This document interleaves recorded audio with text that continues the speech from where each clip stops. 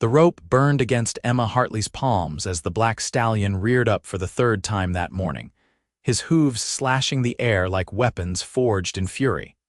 And she held on with every ounce of strength in her 22-year-old body, because losing now would mean losing everything she had worked toward since arriving in Dust Creek, Texas, 3 months ago in the spring of 1882. The horse came down hard, dust exploding around his hooves, and Emma shifted her weight, keeping her center low the way her father had taught her before the fever took him when she was 16. The stallion was magnificent, all rippling muscle and wild spirit, with a coat so black it seemed to absorb the morning sunlight. His eyes rolled white with fear and defiance, and Emma understood that look because she had seen it in her own mirror after her mother died last winter, leaving her alone in a world that did not make room for women who wanted more than a kitchen and a rocking chair. "Easy now," she murmured, her voice steady despite the hammering of her heart. "Nobody is going to hurt you, I promise you that." The horse snorted, tossing his head, the lead rope pulling taut between them. Emma had been working with him for 2 weeks now, ever since Jacob Morrison, the owner of the biggest ranch in the county, had offered her a deal that seemed too good to be true. Break the black stallion that 3 of his best hands had given up on, and she could have the small plot of land at the eastern edge of his property, the piece with the creek running through it, and enough grass to start her own small herd. Fail, and she would have to leave Dust Creek with nothing but the clothes on her back and the shame of another woman who could not make it in Texas. She had not failed at anything yet, and she did not intend to start now. The stallion pawed the ground, and Emma took a careful step forward. The corral fence creaked behind her, and she knew without looking that someone was watching. Someone was always watching in Dust Creek, a town of barely 300 souls where everyone knew everyone else's business before breakfast. She had felt the eyes on her since she arrived, the widow Hartley from Kansas City with her strange ideas about breaking horses and running her own spread. The women whispered that she was too proud, too independent, too unwilling to accept that her place was in finding a husband, not finding herself on the back of an unbroken stallion. Let them whisper. Emma had learned long ago that whispers could not break bones, and bones were all that mattered when you were trying to survive. The stallion took a step back, his ears flicking forward, and Emma felt a small surge of triumph. Progress. Tiny, incremental progress, but progress nonetheless. She had been making these small gains every day, earning the horse's trust one moment at a time, showing him that not all humans came with whips and harsh words. "That is right," she said softly. "You are starting to understand, are you not?" A movement at the fence caught her peripheral vision, and she risked a quick glance. A man stood there, one boot propped on the lower rail, his arms crossed over the top. He wore a dusty brown hat pulled low over his eyes, and his frame was lean and tall, the build of someone who spent his days in the saddle. Emma had seen him before, watching her work with the stallion, but he had never spoken, never offered advice or criticism. He just watched, silent as the stones that dotted the Texas landscape. She turned her attention back to the horse. She could not afford distractions, not now, not when she was so close to a breakthrough. The stallion's breathing had calmed slightly, his sides heaving less frantically. Emma took another step forward, keeping her movements slow and deliberate. The rope hung loose between them now, no longer a tether of war but a connection, a conversation without words. "You have been hurt before," she told the horse. "I can see it in your eyes. Someone tried to break you the hard way, the fast way. They did not understand that breaking is not the same as gentling. They wanted to take your spirit, but I do not want that. I want you to choose to trust me." The stallion's ear swiveled toward her voice, and Emma felt her chest tighten with emotion. This was why she did this work, why she had spent years learning everything her father could teach her about horses, why she had refused every marriage proposal from men who wanted a wife to cook and clean but not to think or dream. Horses understood her in a way people rarely did. They did not care that she was a woman in a world built for men. They only cared whether she was patient, whether she was kind, whether she kept her promises. She extended her hand slowly, palm down, letting the stallion see that she held no weapon, no threat. He snorted again, but it was softer this time, less aggressive. His nostrils flared as he took in her scent, trying to decide if she was friend or foe. Emma held her breath, counting the seconds in her head. 1, 2, 3, 4, 5. The stallion's nose touched her palm, warm and velvety, and Emma felt tears prick her eyes. She blinked them back quickly. Crying was a luxury she could not afford, not here where everyone was waiting for her to fail. "Good boy," she whispered. "That is my good boy." She let her hand rest against his nose for a moment longer, then slowly withdrew it. Enough for today. Push too hard and she would undo all the progress they had made. The art of gentling a horse was knowing when to advance and when to retreat, when to insist and when to yield. It was a dance, and Emma had learned the steps through years of practice and more failures than she liked to remember. She backed away from the stallion, keeping her eyes on him until she reached the fence. Only then did she allow herself to look at the man who had been watching. Up close, she could see that he was younger than she had first thought, probably no more than 25 or 26, with a face that was handsome in a weathered, sun-beaten way. His eyes were gray, the color of rain clouds on the horizon, and they studied her with an intensity that made her feel suddenly self-conscious. "You have been watching me work for days now," Emma said, wiping the sweat from her forehead with the back of her hand. "Do you have something to say, or do you just enjoy staring?" The corner of his mouth twitched, not quite a smile but close. "Name is Caleb Ross. I work for Morrison, have for the past 3 years. I was one of the hands who tried to break that horse before you came along." Emma raised an eyebrow. And I figured that black devil was going to kill someone before he let anyone ride him. Morrison should have shot him and been done with it, but the boss has always had a soft spot for lost causes." Caleb tilted his head, his gray eyes never leaving her face. "I guess that includes you." Emma felt her spine stiffen. "I am not a lost cause, Mr. Ross. I am a horsewoman and I know what I am doing." "Did not say you did not." Caleb pushed off from the fence, straightening to his full height, which was considerable. "I have been watching you work with that stallion, and I will admit, you have gotten further than any of us did. You have patience, I will give you that. Most people want results yesterday, but you are willing to wait. That is rare." "Patience is all I have," Emma said quietly, surprised by her own honesty. "I do not have money or connections or a man to speak for me. I have patience and skill, and that has to be enough." Caleb studied her for a long moment, and Emma found herself unable to look away. There was something in his eyes, some flicker of understanding that she had not expected to find. Most men looked at her with either condescension or lust, but Caleb's gaze held neither. He looked at her the way she looked at horses, trying to understand what lay beneath the surface. "You are staying in town, right?" he asked. "At the boarding house?" "I am. Why?" "Because it is a long walk back in this heat, and you look like you could use a ride. I have my horse tied up over by the barn." Emma hesitated. She had learned to be wary of men offering favors. Favors always came with strings attached, with expectations that she had no intention of meeting. But her feet ached, and the sun was climbing higher, turning the air into something thick and oppressive. The walk back to town would take the better part of an hour, and she had chores waiting for her at the boarding house where she worked in exchange for her room. "All right," she said finally. "But just a ride, Mr. Ross. I am not interested in anything else." "Did not offer anything else," Caleb said mildly.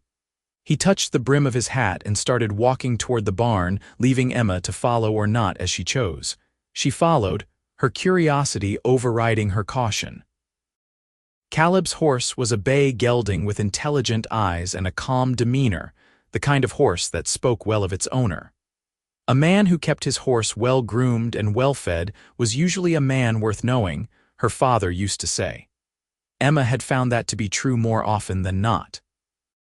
Caleb swung up into the saddle with the easy grace of someone who had been riding since childhood, then extended his hand down to Emma. She grasped it, feeling the calluses on his palm, the strength in his grip as he pulled her up behind him. She settled onto the horse's back, acutely aware of how close she was to Caleb, how she could feel the warmth of his body through the thin fabric of her blouse. "Hold on," he said, and Emma wrapped her arms around his waist, trying not to think about how intimate the gesture felt. They rode in silence for a while, the landscape rolling past in shades of brown and gold. Texas in late spring was beautiful in a stark, unforgiving way, all wide skies and endless horizons. Emma had fallen in love with it the moment she arrived, even though she knew it was a hard land that did not suffer fools or the weak. It was exactly the kind of place where she could prove herself, where she could build something that belonged to her and her alone. "Why did you come to Dust Creek?" Caleb asked suddenly, his voice cutting through her thoughts. Emma considered lying, but something about the set of his shoulders, the way he held the reins with just the right amount of tension, told her that Caleb would see through a lie. "I came because I had nowhere else to go. My mother died, and her family wanted me to marry a man who thought that wives should be seen and not heard. I decided I would rather take my chances in Texas than spend the rest of my life as a silent ornament. And your father, dead these past 6 years. Fever took him, same as it takes most people eventually." Caleb nodded slowly. "My parents are both gone too. Pa died in the war, Ma from pneumonia 2 winters after. It has just been me and my brother for a long time now, though Daniel lit out for California last year. Have not heard from him since." Emma tightened her arms around Caleb's waist, feeling an unexpected kinship with this quiet cowboy. They were both orphans, both people who had learned to stand on their own because there was nobody else to lean on. Maybe that was why he watched her work with the stallion, why he seemed to understand her determination in a way that others did not. "The stallion," she said. "What happened when you tried to break him?" Caleb was quiet for a moment. "We did it the usual way. Saddled him up quick, tried to ride him out. He threw every single one of us, and he threw us hard. Broke Tommy Cooper's arm in 2 places, gave me a concussion that had me seeing double for a week. Morrison finally said enough that the horse was too dangerous, but then he heard about you. Heard you had a way with difficult horses." "I do not have a way," Emma said. "I just listen. Most people do not listen to horses. They give orders and expect obedience, but horses are not dogs. They need to understand why they should trust you, and that takes time." "Time is something most ranchers do not have a lot of," Caleb pointed out. "Morrison needs that stallion working, needs him either under saddle or covering mares. A horse that cannot be ridden is not worth the feed it costs to keep him." "Then maybe Mr. Morrison should have thought about that before he had his hands beat the trust out of that stallion," Emma said sharply. "I saw the scars on his back, the way he flinches when anyone raises their voice. Someone hurt him badly, and now he thinks all people are the enemy. It is going to take time to convince him otherwise." "You only have 2 more weeks," Caleb reminded her. "Morrison gave you a month. You are halfway through." Emma knew that. She felt the pressure of the deadline like a physical weight, pressing down on her shoulders, making it hard to breathe sometimes.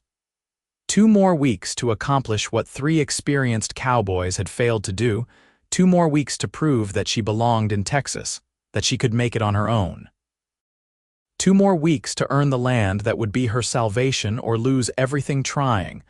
"I will succeed," she said firmly. "I have to." They reached the edge of town, and Caleb guided his horse down the main street. Dust Creek was not much to look at, just a collection of wooden buildings clustered around a dusty road. There was a general store, a saloon, a church, a schoolhouse, and the boarding house where Emma rented a small room on the 2nd floor. A few people were out despite the heat, and Emma felt their eyes on her as she rode past, sitting behind Caleb Ross like she had every right to be there. Let them look.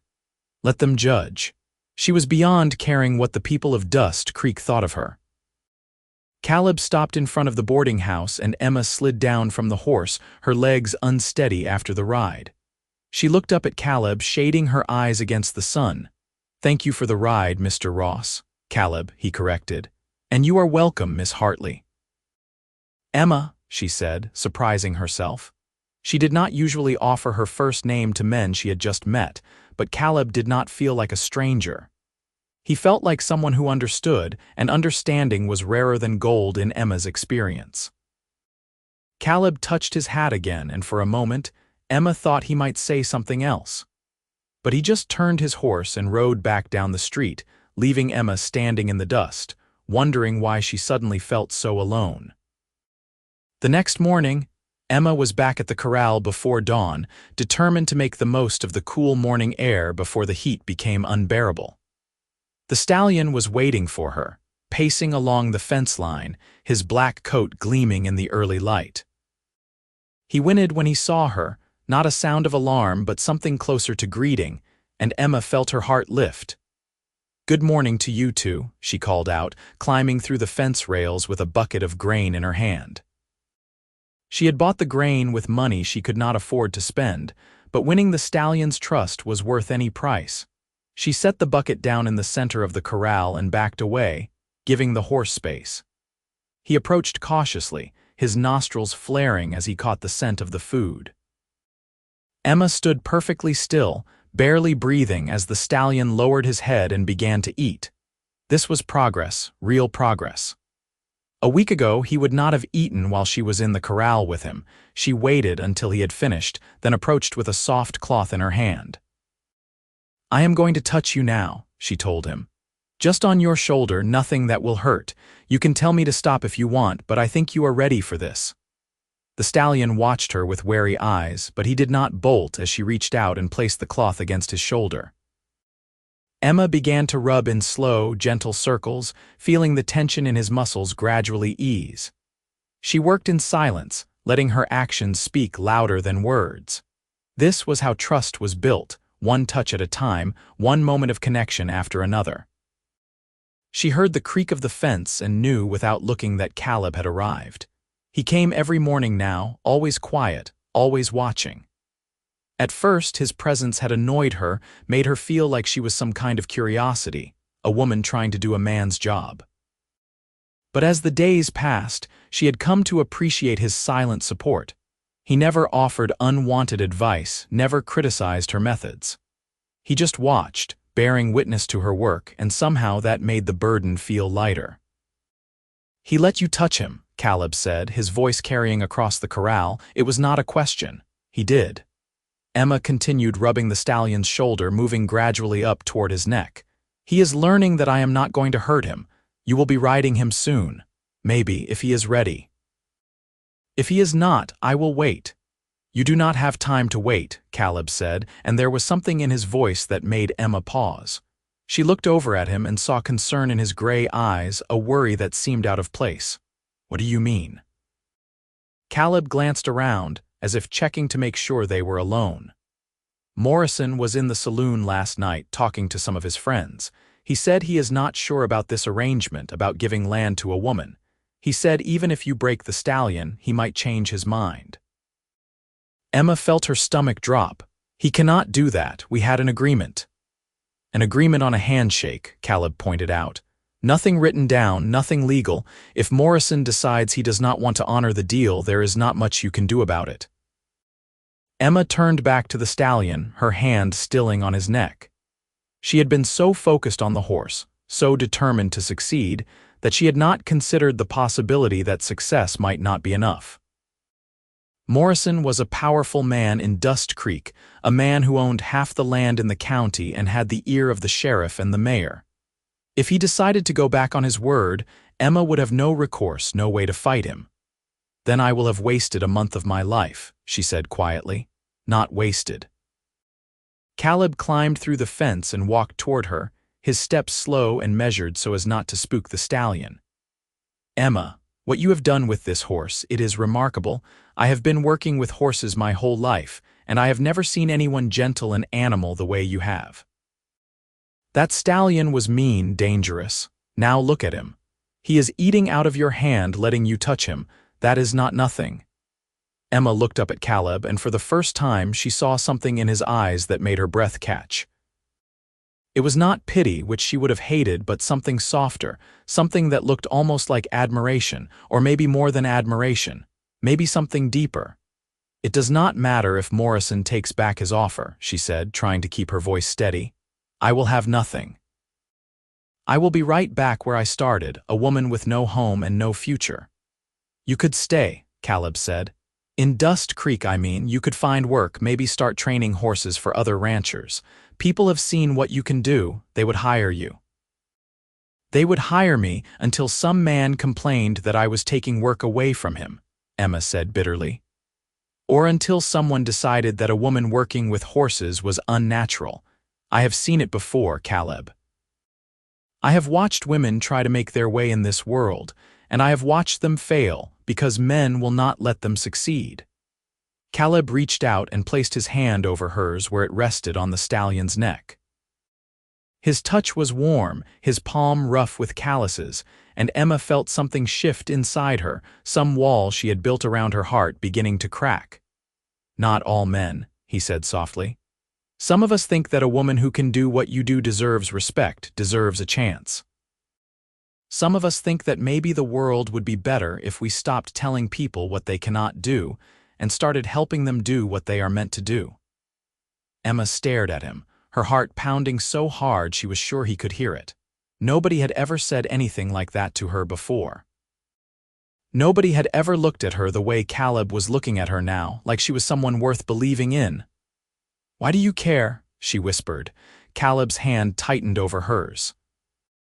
"Because I have been watching you for 2 weeks now, and I have seen the way you work, the way you never give up even when things are hard. I have seen the way you talk to that stallion, like he is a creature worth saving, and I think maybe you see something in him that you see in yourself.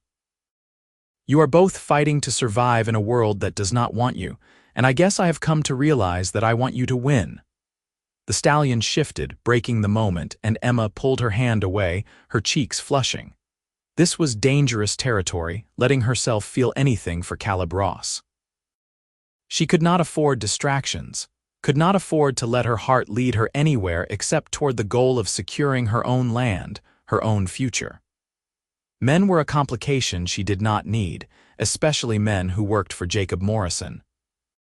But as she watched Caleb step back, giving her space, she could not deny the flutter in her chest, the warmth that spread through her at the memory of his hand on hers. "I should get back to work," she said, her voice shakier than she would have liked. "I should get back to the ranch," Caleb agreed. But he did not move, did not turn away. He just stood there, looking at her with those gray eyes that seemed to see straight through every defense she had built. Finally, he touched his hat and walked back to the fence. Emma watched him go, then turned her attention back to the stallion, trying to focus on the work in front of her. But her mind kept drifting back to Caleb, to the warmth of his hand, to the words he had spoken. "Not all men. Some of us think you deserve a chance." Maybe, Emma thought, maybe there was more to win in Dust Creek than just a piece of land. The days that followed fell into a rhythm that Emma found both comforting and terrifying. She worked with the stallion every morning, each session bringing new progress. The horse began to follow her around the corral, his massive head lowering to nuzzle her shoulder when she stopped walking. He let her touch his legs, his back, even his sensitive ears. The wild creature that had terrified grown men was becoming something softer, something gentler, and Emma knew that she was close to the moment when she could attempt to put a saddle on him. And every morning, Caleb was there, watching from his place at the fence. Sometimes he stayed for an hour, sometimes for the whole session. They talked more now, easy conversations about horses and Texas and life on the ranch. Emma learned that Caleb had been breaking horses since he was 14, that he had learned the trade from his father before the war took the old man away. She learned that he was saving money to buy his own spread someday, that he dreamed of running cattle and training horses and building something that would last. And she learned that she was falling for him, slowly and inevitably, like rain soaking into drought-dry earth. It terrified her. Emma had spent so many years building walls around her heart, protecting herself from men who wanted to control her, who wanted to shape her into something she was not. But Caleb did not want to control her. He did not offer advice unless she asked for it, did not try to take over her work or prove that he could do it better. He just stood there, steady and patient, offering his support without asking for anything in return. One morning, 10 days after their first real conversation, Emma arrived at the corral to find Caleb already there, leaning against the fence with a troubled expression on his face. "What is wrong?" she asked, climbing through the rails. Caleb straightened, his jaw tight. "Morrison is planning to come watch you work with the stallion tomorrow. He wants to see your progress, decide if he is going to honor the agreement." Emma felt her stomach clench. "Tomorrow, but I am not ready. I have not even put a saddle on him yet." "I know. I tried to talk Morrison into giving you the full month, but he said he has been patient enough. He wants to see results." Emma turned to look at the stallion, who was standing at the far end of the corral, watching her with calm eyes. He trusted her now, she knew he did, but trust was fragile, especially with an animal that had been so badly hurt. If she pushed too hard, too fast, she could undo all the progress they had made. But if she did not push, if she did not show Morrison something impressive, she would lose everything. "I can do this," she said, more to herself than to Caleb. "I can saddle him and ride him. We are ready." "Emma," Caleb said, his voice heavy with concern, "that horse has been letting you touch him, letting you lead him around, but riding is different. One wrong move and he could throw you, hurt you, maybe even kill you." "I know the risks," Emma said sharply. "I have been thrown before, Caleb. I have broken bones and had the wind knocked out of me and gotten back up because that is what you do when you work with horses. I am not some delicate flower who needs protecting." "I never said you were," Caleb shot back. "But I also do not want to watch you get hurt because Morrison is an impatient fool who cannot see the value in slow, careful work." Emma turned to face him fully, and she saw something in his eyes that made her pause. It was not just concern, it was fear. Caleb was afraid for her, genuinely afraid, and the realization made something inside her chest tighten. "Why does it matter to you?" she asked quietly. "Why do you care so much about what happens to me?" Caleb took a step closer, and then another, until he was standing so close that Emma had to tilt her head back to look at him. His gray eyes were stormy, filled with emotions that he seemed to be struggling to contain. "Because I have come to care about you," he said, his voice rough. "I know I should not. I know you have your own plans and your own dreams, but I cannot help it. I watch you work with that stallion, and I see someone who is brave and skilled and so determined that it makes my chest hurt. I see someone who deserves every good thing this world has to offer, and I cannot stand the thought of you getting hurt." Emma could not breathe. Nobody had ever said anything like that to her before. Nobody had ever looked at her the way Caleb was looking at her now, like she was something precious, something worth protecting not because she was weak, but because she mattered. "Caleb," she whispered, "I care about you too. I did not want to, I did not plan to, but I do. And that terrifies me because I cannot afford to lose focus, cannot afford to let anyone or anything distract me from what I need to do." "I am not asking you to lose focus," Caleb said. He reached out and tucked a strand of hair behind her ear, his touch gentle. "I am asking you to let me help you. Let me be there tomorrow when Morrison comes. Let me be there to catch you if something goes wrong." Emma closed her eyes, fighting the urge to lean into his touch, to let herself be comforted by the warmth of another person. She had been alone for so long, carrying the weight of her survival on her own shoulders, and the idea of sharing that burden with someone else was both appealing and frightening. "All right," she said finally, opening her eyes. "You can be there tomorrow. But Caleb, I need you to promise me something. Anything. If things go badly, if Morrison decides not to honor the deal, I need you to promise that you will not try to fix it for me. I need to stand on my own, succeed or fail on my own merits. Can you promise me that?" Caleb looked at her for a long moment, and Emma saw the struggle in his eyes. He wanted to protect her, wanted to make things easier, but he also respected her enough to understand why she was asking this of him. "I promise," he said finally. "But Emma, If you fail, it will not be because you are not good enough. It will be because Morrison is a stubborn man who cannot see past his own prejudices. You remember that." Emma nodded, not trusting herself to speak. She turned back to the stallion, squaring her shoulders. Tomorrow would come whether she was ready or not, and she needed to prepare. She needed to show Morrison, show all of Dust Creek, that she was capable of doing what she had promised to do. The rest of the day passed in a blur. Emma worked with the stallion for hours, gradually introducing him to the saddle, letting him see it, smell it, understand that it was not a threat. He shied away at first, his old fears rising, but Emma was patient, talking to him in low, soothing tones until he calmed. By the time the sun was high overhead, she had the saddle resting on his back and the stallion was standing still, his breathing steady. "Good boy," she murmured, stroking his neck. "You are doing so well. Tomorrow we are going to take the next step and I need you to trust me. I need you to remember that I have never hurt you, never lied to you. Can you do that for me?" The stallion turned his head to look at her, and Emma could have sworn she saw understanding in his dark eyes. Or maybe it was just her own hope reflected back at her. Either way, she felt a surge of confidence. They could do this. Together, they could show everyone that patience and trust were stronger than fear and force. That night, Emma lay in her narrow bed at the boarding house, staring at the ceiling and listening to the sounds of the town settling down for the night. Somewhere in the distance, a dog barked. Closer, she could hear the murmur of voices from the room next door, the creaking of floorboards as someone walked down the hall. Normal sounds, everyday sounds, but tonight they felt different, charged with the weight of what tomorrow would bring. She thought about Caleb, about the way he had looked at her, the way his voice had roughened when he said he cared about her. Emma had never let herself believe that she could have both a future and a relationship, that she could build her own life and also share it with someone. The two things had always seemed mutually exclusive, a choice between independence and companionship. But maybe, she thought, maybe with the right person, it did not have to be a choice. Maybe with someone like Caleb, who respected her strength and did not try to diminish it, she could have both.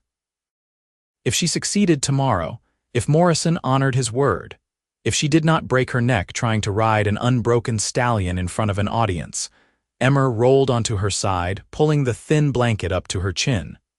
She needed to sleep, needed to be rested and sharp for what was coming. But sleep was a long time coming, and when it finally did, her dreams were filled with black horses and gray eyes and the feeling of falling through empty air with no one to catch her. Dawn came too quickly. Emma dressed in her simplest clothes, a worn cotton blouse and a split skirt that would allow her to ride, and braided her hair back tightly. She looked at herself in the small, cracked mirror over the washstand and barely recognized the woman staring back. Her face was thinner than it had been when she arrived in Dust Creek, her skin tanned from hours in the sun, her eyes harder and more determined. She looked like someone who belonged in Texas, someone who could survive anything this harsh land threw at her. She hoped it was true. The walk to Morrison's ranch felt endless and far too short at the same time. Emma's heart hammered in her chest, and her palms were slick with sweat despite the coolness of the early morning air. She saw other people heading in the same direction and realized with a sinking feeling that word had spread. Half the town was probably going to come watch her succeed or fail, eager for the entertainment of seeing a woman try to ride a horse that had thrown 3 grown men. When she arrived at the corral, she saw that her suspicion was correct. There were at least 20 people gathered around the fence, including Jacob Morrison himself, a big man with a bushy beard and sharp eyes that missed nothing. He stood with his arms crossed, talking to a group of his ranch hands, and Emma felt his gaze land on her like a physical weight. But then she saw Caleb, standing apart from the others, and the knot in her chest loosened slightly. He met her eyes across the crowd and gave her a small nod, a gesture of encouragement and support. Emma nodded back, then turned her attention to the stallion. The horse was agitated, pacing the corral, his ears flat against his head.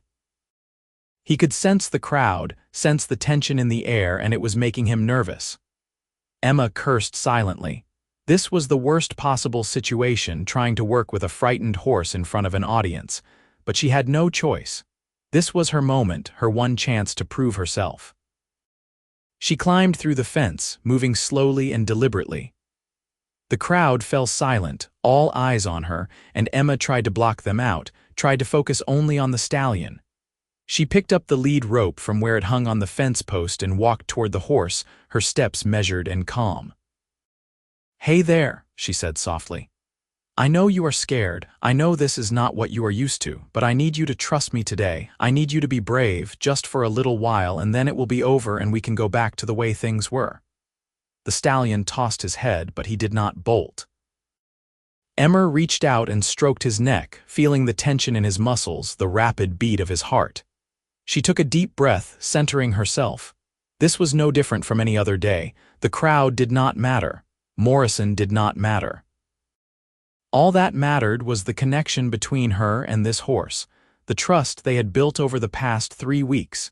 She picked up the saddle from where she had left it the day before and approached the stallion. He shied away slightly, but Emma kept talking to him, kept moving slowly, and eventually he stood still long enough for her to settle the saddle on his back. She tightened the girth carefully, watching for any sign that he was going to bolt or rear. The stallion's breathing was fast, but he was holding steady, and Emma felt a surge of pride in him. "Good boy," she murmured. "You are being so good." She heard someone in the crowd mutter something, probably a comment about how she was wasting time, but she ignored it. Patience had brought her this far, and patience would carry her through. She finished securing the saddle and stepped back, giving the stallion a moment to adjust to the weight on his back. He pawed the ground, snorted, but did not try to buck the saddle off. More progress. Emma took a deep breath. This was it, the moment that would determine everything. She moved to the stallion's left side, gathered the reins in her hand, and placed her foot in the stirrup. The horse tensed immediately, and Emma froze, her heart pounding. "Easy," she said. "I am not going to hurt you, you know me." "You trust me." She put her weight in the stirrup, testing the stallion's reaction. He danced sideways, but he did not rear, did not try to throw her off before she had even mounted. Emma counted it as a victory. She took another breath, then swung her leg over the saddle, settling onto the stallion's back in one smooth motion. For a moment, everything was still. The crowd seemed to hold its breath, waiting. The stallion stood frozen, every muscle in his body taut as wire, and Emma sat perfectly balanced, her hands light on the reins, her legs gripping his sides just firmly enough to stay seated but not so tight as to frighten him. "That is it," she whispered. "You are doing so well. I am so proud of you." And then the stallion exploded. He reared up, his front hooves pawing the air, and Emma leaned forward, clinging to his mane, her knees locked around his barrel. He came down hard and immediately launched into a series of bucks that would have unseated a less experienced rider. Emma moved with him, anticipating each jump, each twist, staying centered over his back even as the world spun around her in a dizzying blur. She heard the crowd shouting, heard Morrison yelling something, but it all faded into white noise. All that existed was her and the stallion, locked in a battle of wills. But it was not really a battle, Emma realized as the stallion continued to buck. It was a conversation. The horse was not trying to hurt her, not trying to kill her. He was testing her, asking if she meant what she had promised, if she was really different from the men who had tried to break him before. Every buck was a question, and Emma's answer was to stay on his back, to hold on without pulling hard on the reins, without digging her spurs into his sides. Her answer was trust. The stallion's bucks grew less violent, less frantic. His breathing was labored now, his sides heaving, and Emma could feel the moment when he made his decision. He stopped bucking and stood still, his head lowered, his whole body trembling with exhaustion. Emma sat quietly, stroking his neck, tears streaming down her face. "Thank you," she whispered. "Thank you for trusting me." The crowd erupted into cheers and applause, but Emma barely heard them. She was focused entirely on the stallion, on the miracle of what they had just accomplished together. She had not broken him. She had gentled him, earned his trust, shown him that not all humans were to be feared. And in doing so, she had proven to herself that she was capable of anything. She slid down from the saddle, her legs shaky, and the stallion turned his head to nuzzle her shoulder. Emma laughed, a sound of pure joy, and threw her arms around his neck. She heard footsteps approaching and looked up to see Jacob Morrison standing a few feet away, his expression unreadable. "Well," he said, stroking his beard, "I will be damned. You actually did it." Emma straightened, wiping the tears from her face. "I did, and you owe me a piece of land, Mr. Morrison." Morrison studied her for a long moment, and Emma held her breath, waiting for him to make some excuse, to find some reason to go back on his word. But then he stuck out his hand, and Emma saw grudging respect in his eyes. "A deal is a deal," he said. "The land is yours, Miss Hartley. You earned it." Emma shook his hand, hardly daring to believe that it was real, that she had actually succeeded. The land was hers. She had a future in Dust Creek, a place to build her own life. She had won. The crowd began to disperse, people drifting back toward town, talking excitedly about what they had just witnessed. Emma saw Caleb pushing through the group, his face alight with pride and relief. He reached her and pulled her into a brief, tight hug that left her breathless. "You did it," he said, his voice rough with emotion. "Emma, you were incredible. I have never seen anything like that." Emma pulled back, looking up at him, and saw everything she needed to see in his eyes. He was proud of her, not threatened by her success. He was happy for her, not resentful that she had accomplished something difficult. And he cared about her, genuinely and deeply, in a way that made her heart ache with a feeling she had not allowed herself to experience in years. "I could not have done it without you," she said. "Knowing you were here, knowing you believed in me, it gave me the strength to hold on when things got hard." Caleb cupped her face in his hands, his thumbs brushing away the lingering tears on her cheeks. "Emma Hartley, you are the strongest, bravest, most stubborn woman I have ever met, and I am completely in love with you." Emma's breath caught. "Caleb, I know this is not the right time," he said quickly. "I know you have just won your land and you are probably thinking about everything you need to do to build your ranch, but I needed to tell you. I needed you to know that I want to be part of your life if you will have me, not to take care of you or protect you because you can do that yourself. Just to be with you, to support you, to build something together." Emma stared at him, her heart racing. This was everything she had told herself she could not have, everything she had been afraid to want. But looking at Caleb now, seeing the honesty in his eyes, the vulnerability in the way he held himself, she realized that she had been wrong. She could have independence and love. She could have her own land and someone to share it with. She could be strong and still let herself be loved. "I am in love with you too," she whispered, and the words felt like a revelation, like a door opening onto a future she had never let herself imagine. "I have been fighting it because I was afraid, but I cannot fight it anymore. I love you, Caleb Ross, and I want you in my life." Caleb's face broke into a smile that was brighter than the Texas sun, and he kissed her, right there in front of anyone who might still be watching. Emma kissed him back, pouring all of her joy and relief and hope into that kiss, and for the first time in years, she felt like she was exactly where she was supposed to be. When they finally pulled apart, Caleb took her hand and laced his fingers through hers. "So what happens now?" he asked.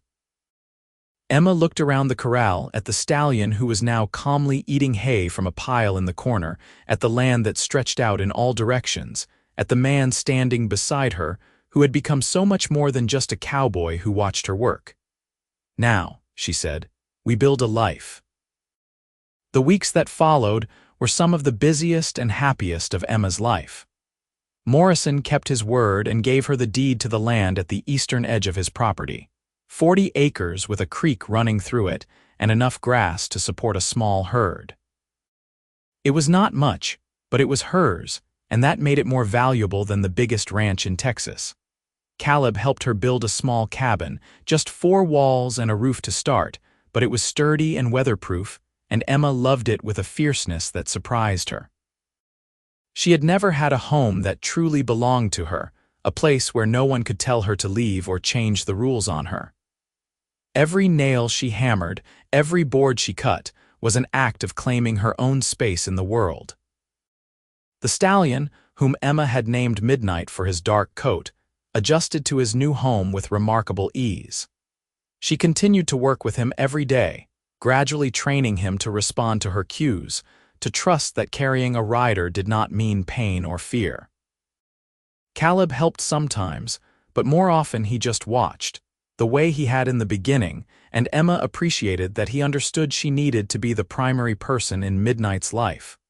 Word of what Emma had accomplished spread beyond Dust Creek. Ranchers from neighboring towns began to hear about the woman who had gentled the unbreakable stallion, and they started bringing her their difficult horses, animals that were too aggressive or too fearful or too stubborn for anyone else to handle. Emma took on the work gladly, charging fair prices and slowly building a reputation as someone who could succeed where others had failed. The money was not much at first, but it was enough to buy supplies, enough to start building her herd. Caleb, who had been saving for years to buy his own place, offered to combine their resources, and after much discussion and more than a few arguments about independence and partnership, Emma agreed. It made sense financially, but more than that, it made sense emotionally. They were building a life together, and that meant sharing both the burdens and the rewards. As summer gave way to fall, Emma found herself settling into a rhythm she had never experienced before. There was hard work, always, the kind of backbreaking labor that left her exhausted at the end of each day. But there was also joy, the simple pleasure of watching the sun rise over her own land, of seeing Midnight graze peacefully in the pasture, of falling asleep in Caleb's arms in the cabin they had built together. One evening in late October, as they sat on the porch watching the sunset paint the sky in shades of orange and purple, Caleb reached into his pocket and pulled out a small wooden box. Emma's heart jumped into her throat as he opened it to reveal a simple gold ring. "I know we have only known each other for 5 months," he said, his voice nervous in a way she rarely heard. "And I know you value your independence, your ability to stand on your own. But Emma, I love you more than I thought it was possible to love anyone. You make me want to be better, do better. And I want to spend the rest of my life with you if you will have me. Will you marry me?" Emma looked at the ring, then at Caleb, and she felt tears prick her eyes.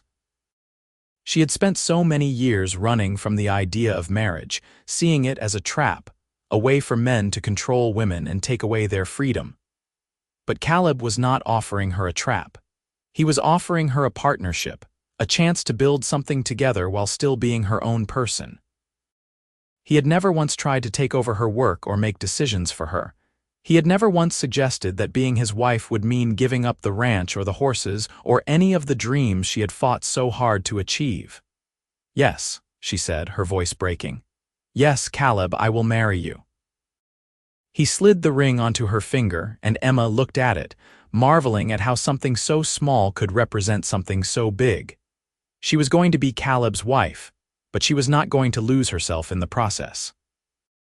She was still going to be Emma, the horsewoman, the rancher, the woman who had broken an unbreakable stallion. She was just going to be all of those things with someone by her side who loved her for exactly who she was. They were married in the small church in Dust Creek on a crisp November morning, with the whole town in attendance. Emma wore a simple white dress that she had sewn herself, and Caleb wore his best suit, his hair slicked back and his eyes shining with happiness. The ceremony was short and sweet, the preacher's words blending together into a blur of promises and hope. When Caleb kissed her at the end, sealing their vows, Emma felt a sense of rightness settle over her like a warm blanket. This was where she was meant to be. This was who she was meant to be with. The years that followed were not always easy. Texas was a hard land, and ranching was a hard life. There were droughts that withered the grass and winters that froze the creek solid.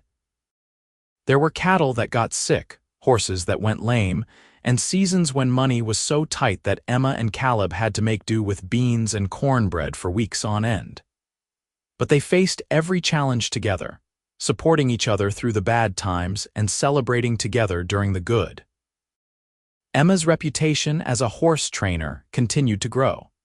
She became known throughout the region as someone who could work miracles with difficult animals, and ranchers traveled for days to bring her their horses.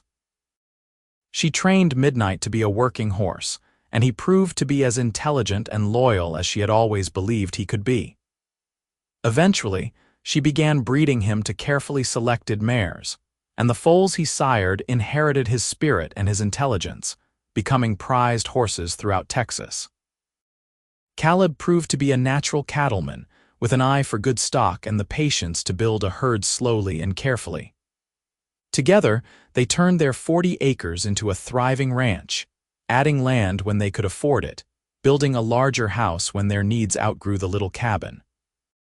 They hired hands to help with the work, young men who were willing to learn and who respected Emma's authority as much as Caleb's.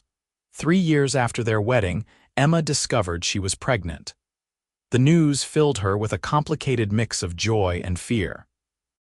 She had never imagined herself as a mother, had never let herself think that far into the future. But as her belly grew and she felt the baby moving inside her, she found herself embracing the idea. She was going to have a child, a son or daughter who would grow up on this land, who would learn to ride horses and work cattle and understand that the world was full of possibilities for those who were brave enough to reach for them.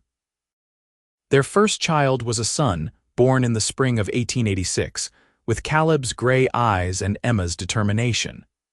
They named him Samuel, after Caleb's father, and Emma fell in love with him the moment she held him in her arms. Motherhood was harder than she had expected, the sleepless nights and constant demands testing her patience in ways that even unbroken horses never had. But it was also more rewarding than she could have imagined.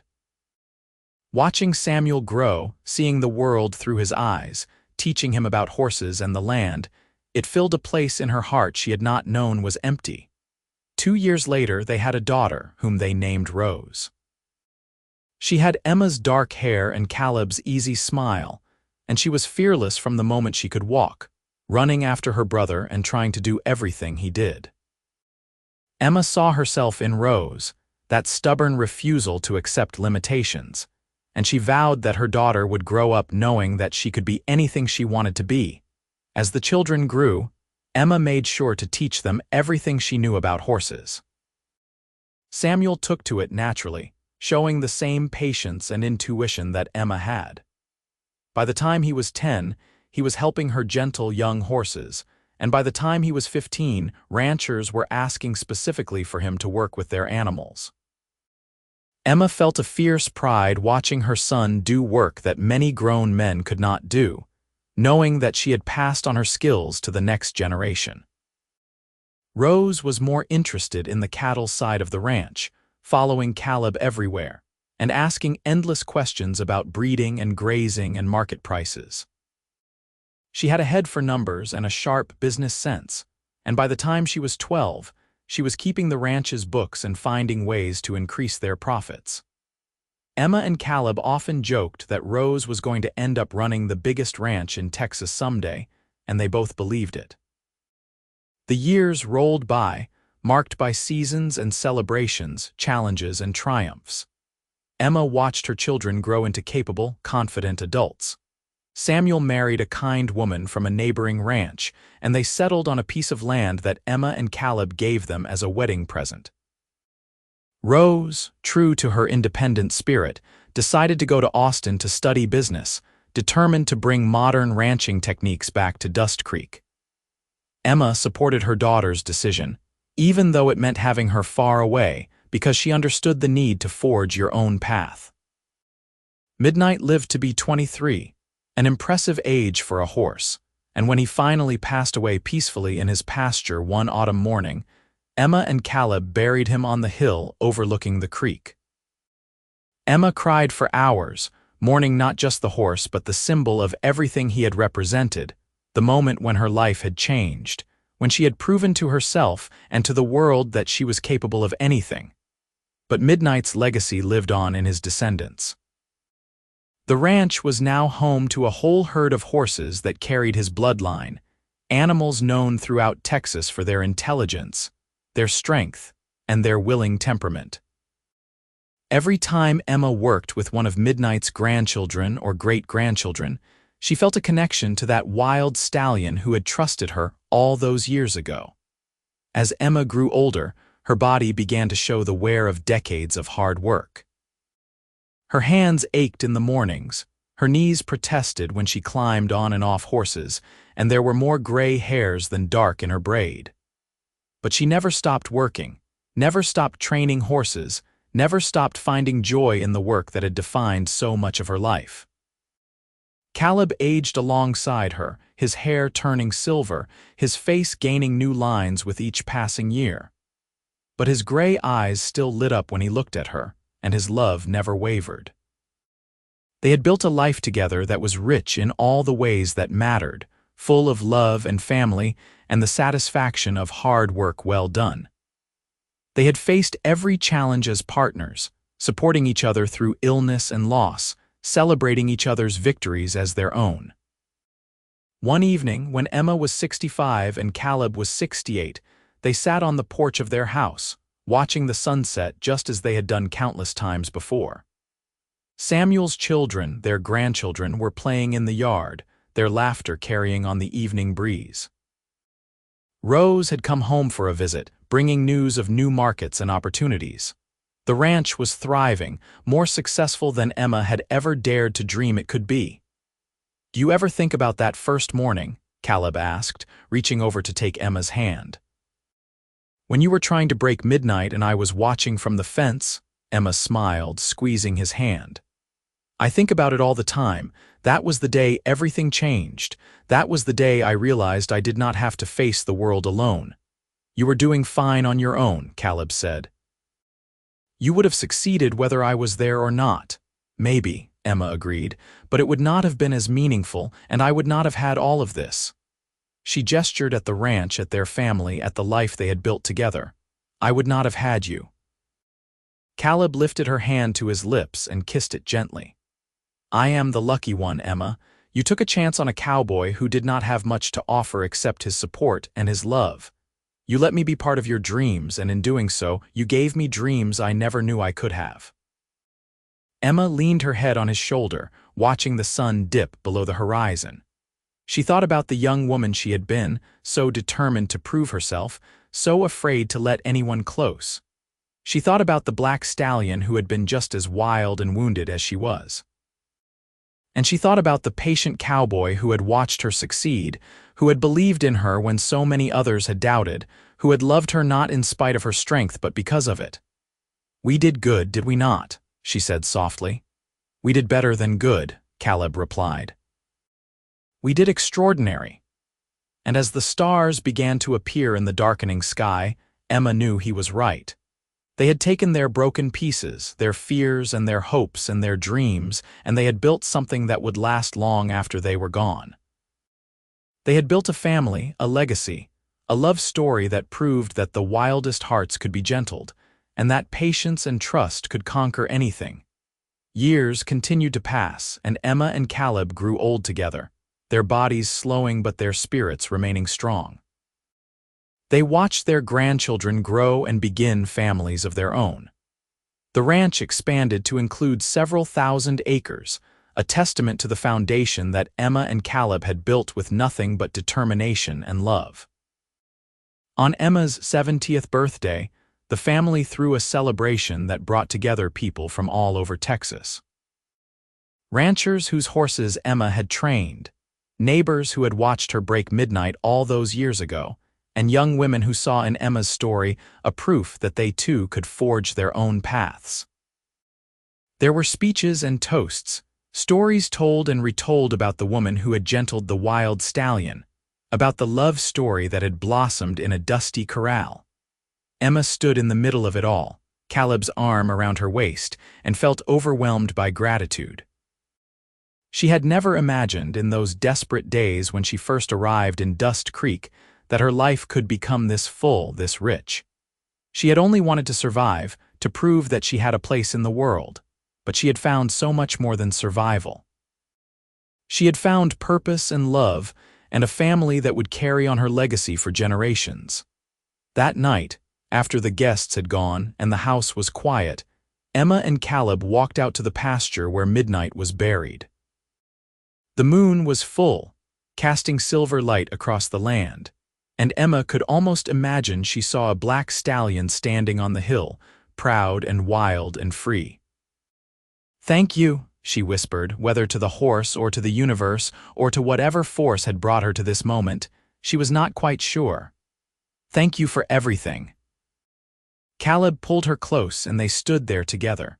Two people who had found each other against all odds, who had built a life that was bigger than either of them had dreamed possible. And as they walked back to the house, Emma knew that this was what happiness looked like. Not a single moment of triumph, but a lifetime of moments strung together, each one precious. Each one proof that taking chances and trusting in love was always, always worth it. Emma lived to be 76, active and engaged with the ranch until the very end. When she passed away peacefully in her sleep one spring morning, with Caleb holding her hand, the entire region mourned. Her funeral was attended by hundreds of people, all of whom had been touched by her life in some way. They buried her next to midnight, on the hill overlooking the creek, in the place where she had been happiest. Caleb lived for 3 more years, though everyone said he was never quite the same after Emma died.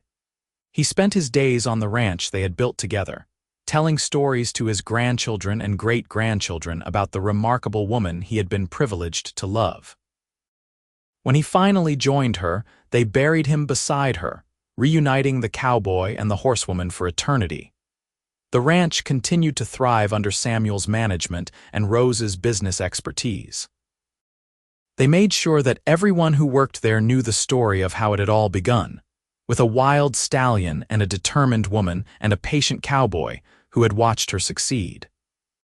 They made sure that Emma's methods of gentling horses were passed down through the generations, that her belief in patience and trust over force and fear remained the foundation of everything they did. And sometimes, on quiet mornings when the mist rose from the creek and the world seemed to hold its breath, ranch hands swore they could see 2 figures standing on the hill, a man and a woman, watching over the land they had loved. Whether it was a trick of the light or something more, no one could say. But the story persisted, became part of the ranch's legend, a reminder that love built on mutual respect and trust was a force that could transcend even death. The legacy that Emma and Caleb left behind was more than just land and horses and a successful ranch.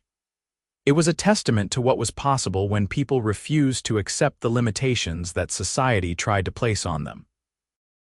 Emma had proven that a woman could succeed in a man's world, not by becoming hard or masculine, but by being exactly who she was, by using her gifts of patience and intuition and stubborn determination. And Caleb had proven that a man could love a strong woman without feeling diminished, that supporting someone else's dreams could be as fulfilling as pursuing your own. Their story was passed down through the family, told and retold at gatherings and celebrations. It became a touchstone, a reminder that the best things in life were worth fighting for, worth being patient for, worth taking risks for. Young couples in the family were told about their ancestors who had built something extraordinary from nothing, who had faced every challenge as partners, who had loved each other fiercely and faithfully for over half a century.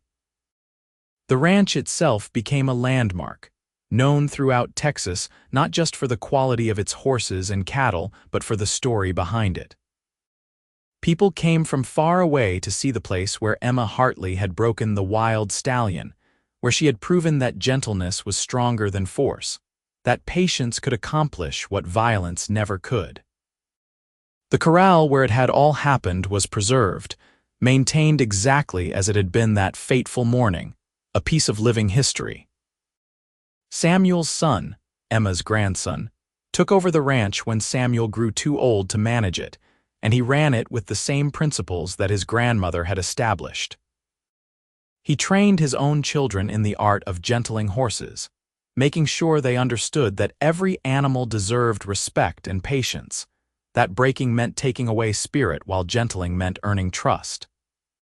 The methods that Emma had used became the standard practice on the ranch, and other ranchers began to adopt them as well, slowly changing the way horses were trained throughout the region. Rose, true to her independent spirit, became one of the most successful businesswomen in Texas, owning multiple ranches and cattle operations by the time she was 50. But she never forgot where she came from, never forgot the lessons her mother had taught her about persistence and courage. She established a fund to help young women who wanted to enter ranching or other male-dominated professions, giving them the financial support and mentorship they needed to succeed. She called it the Emma Hartley Fund, and over the years it helped hundreds of women achieve their dreams. The family grew and spread across Texas and beyond, but they always remained connected to the original ranch, to the land that Emma and Caleb had built their life on. Reunions were held there every summer, bringing together descendants from all over the country. They would gather on the hill where Emma and Caleb were buried, sharing stories and memories, ensuring that the legacy of those two remarkable people lived on. And always, at every reunion, someone would tell the story of the wild stallion and the woman who gentled him, of the cowboy who watched and fell in love, of the partnership that had proven stronger than any obstacle. Children would listen with wide eyes, absorbing the lesson that love and patience and mutual respect were the foundations on which all good things were built. They would visit Midnight's grave, placing flowers on the stone that marked where the legendary horse rested, understanding that sometimes the most important connections were not between people, but between people and the animals they loved. Decades after Emma's death, a young woman named Emma Rose, named after her great-great-grandmother, came to the ranch with a horse that everyone said was untrainable. The horse was a mare this time, a chestnut with a white blaze and eyes that held the same wildness that Midnight's once had. Emma Rose had heard the stories all her life, had grown up knowing that she came from a line of strong women who refused to accept limitations. And so she took the mare to the old corral, the one that had been preserved as a monument, and she began to work. She used the methods her great-great-grandmother had pioneered, taking her time, building trust, showing patience even when progress seemed impossibly slow. And just as had happened over a century before, people gathered to watch, drawn by the echo of history, by the sense that they were witnessing something important. Among the watchers was a young man named Jake, a cowboy who worked on a neighboring ranch, who stood at the fence with his arms crossed and his eyes intent on the woman working with the impossible mare.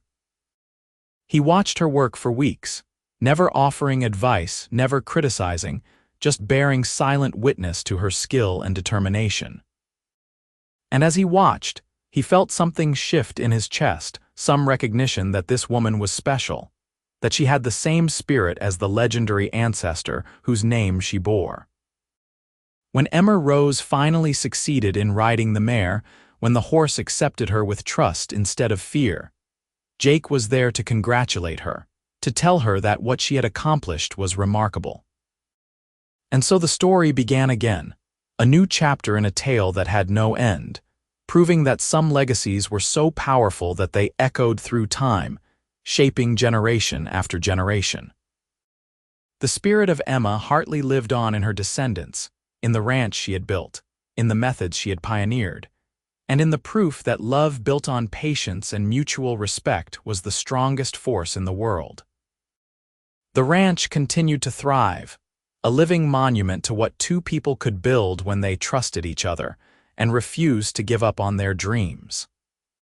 And on quiet mornings, when the mist rose from the creek and the horses grazed peacefully in the pastures, it was easy to believe that Emma and Caleb were still there, still watching over the land they had loved, still standing as proof that the best love stories were not about perfect people finding each other, but about imperfect people choosing each other every single day for the rest of their lives. The wild stallion had been gentled by patience, and the woman who gentled him had been loved by a cowboy who understood that strength was something to be honored, not controlled.